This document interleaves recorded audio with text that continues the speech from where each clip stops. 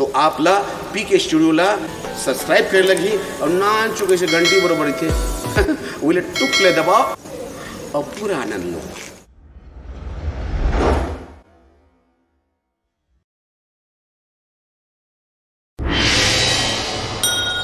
बोलो दंतेश्वरी मैया की जय। अखिल भारतीय आदिवासी हलवा हलवी समाज की जय। वीर शहीद गैन सिंह और पातर हलवा अमर रहे, अमर रहे, अमर रहे।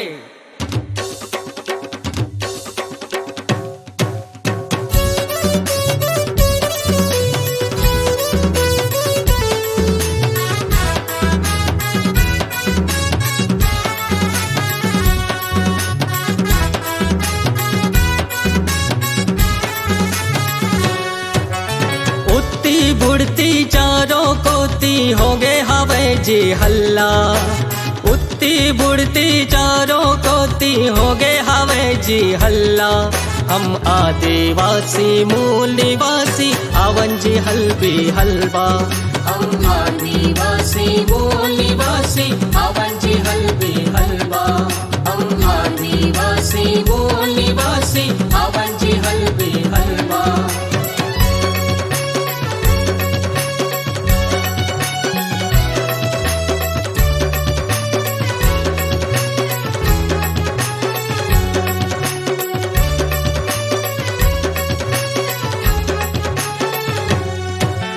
धरेन सुरो हम नांगर मुठला हलवी हलवा कहायन, भाटा भुइया मा अन उपजायन जम्मो के भूख मिटायन। छत्तीसगढ़ मूल बस्तर भीहा दंतेश्वरी गोहरायन, आसिर पाके दाई किर बाले कुटुंब कुटी बनायन।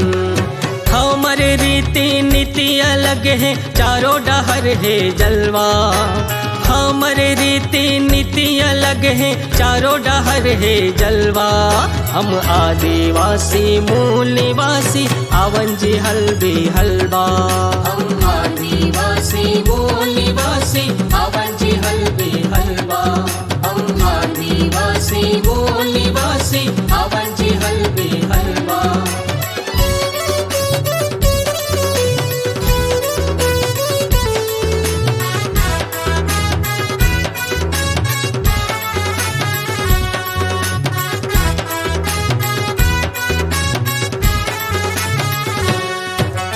नाम कमाइन बाबा गेंद सिंह पातर अस बलिदानी। लड़ी लड़ाई अंग्रेज मन ले पढ़ो जी पढ़ो कहानी। परल कोट के भुइया अमर है वीरता के निशानी।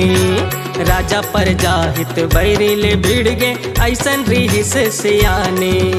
लिखा गया आखर जुगे जुग भर परल कोट के बलवा, लिखा गया आखर जुगे जुग भर परल कोट के बलवा।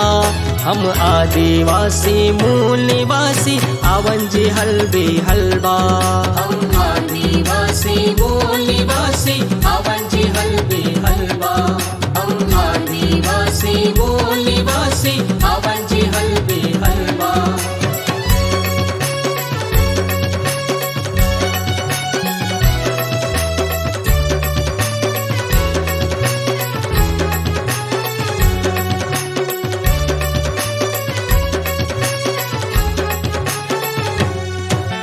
छब्बीस दिसंबर शक्ति दिवस में सबो सगा सकलाथन। बने बने राहे कुटुंब समाज दाइला हम सोरियाथन। हम आदिवासी काबर हासी पुरखा चली चलाथन। धन धन भागे हमारे जिंदगी आदिवासी कहाथन।